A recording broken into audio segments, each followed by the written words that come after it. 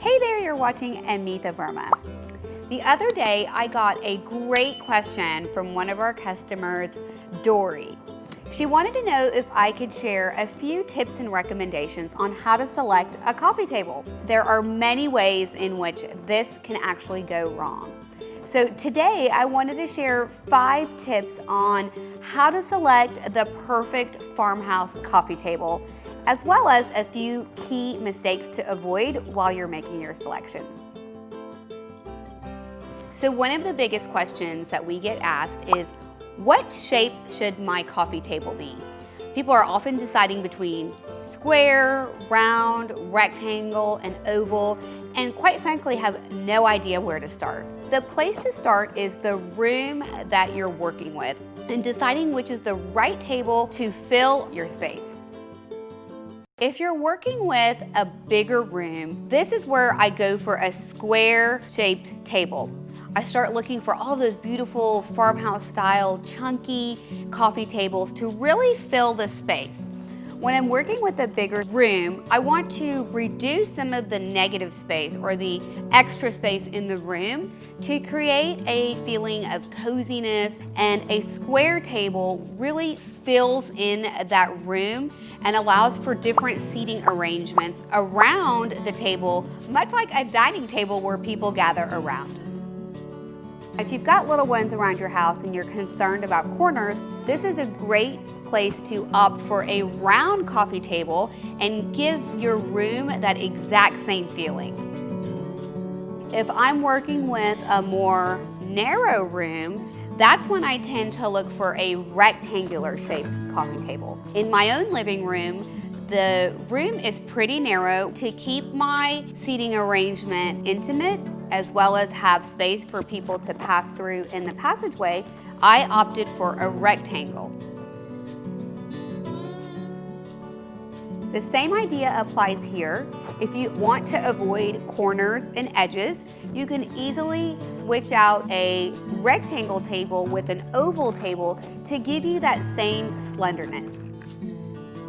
So the mistakes that you want to make sure that you avoid when selecting your coffee tables are making sure you're designing with your room in mind, the table is not too big or too small, and then making sure that your table is family friendly for your family.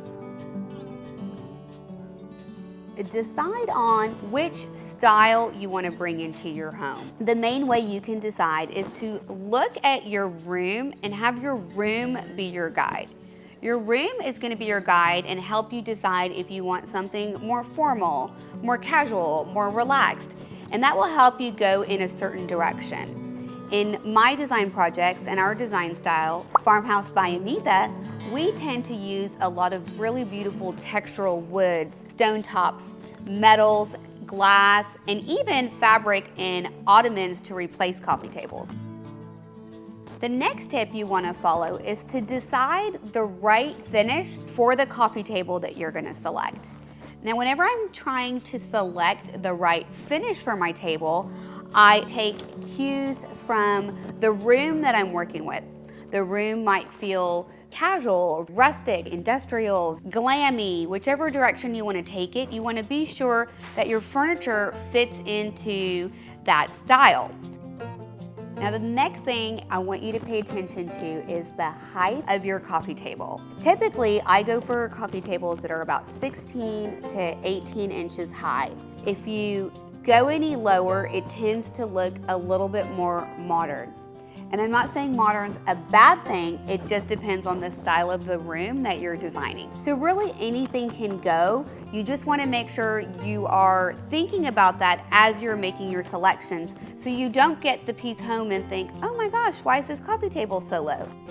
The next thing to pay attention to is the length of the coffee table. This is the critical information that you want to know to make sure you get the right coffee table. Whenever I'm working with a sofa, I want to make sure that my coffee table is generally about 2/3 the length of my sofa. So I just measure my sofa and then figure out what is 2/3 of that length to get me the right length of my farmhouse coffee table to look for. Now the next thing I want you to look for is how much clearance you're gonna have around your coffee table. So generally speaking, my minimum is about 14 to about 18 or so inches between my sofa and my coffee table. So that way people can pass by and circulate, and this also makes the space not feel too crowded. When a space feels airy, it feels welcoming and inviting and fresh. And just keeping a little bit of space between your furniture helps create that feeling.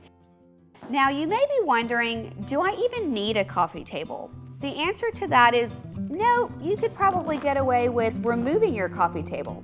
I actually did this in my own home. One of my favorite design tricks is to replace the coffee table with an ottoman. I'm telling you, you don't have to worry about sharp corners or edges. Kids can pile on and you can put your feet up.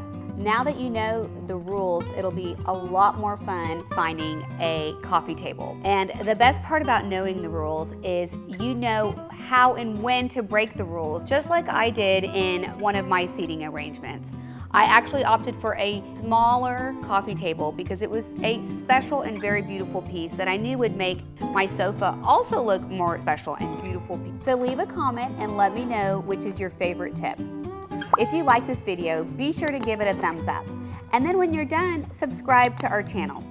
After that, head over to my blog where you can receive loads of great design tips, as well as sign up to receive our design newsletter. Till the next time we meet, keep making your house amazing with your design gifts. Ooh, ow! We have a New York style apartment. Huh, there's chocolate on the coffee table. Oh gosh. Like a YouTuber would know and be like, yeah, sure, we'll go get your merch. Everyone's wearing their Farmhouse by Amitha t-shirt. It's so funny.